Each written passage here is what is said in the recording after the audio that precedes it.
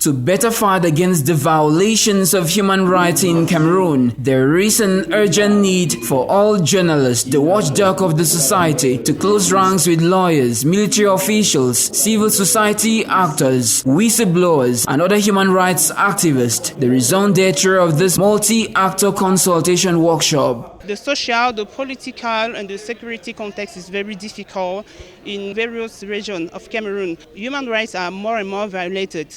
It's important to put the various actors to find propositions to how to promote and to protect human rights. To ensure a free press for the promotion of human rights in Cameroon, attendees from the Northwest and West regions worked in groups to reflect and share ideas, equally listen to exposés on the collection and treatment of information, as well as the role of journalists as watchdog. The workshop is very important.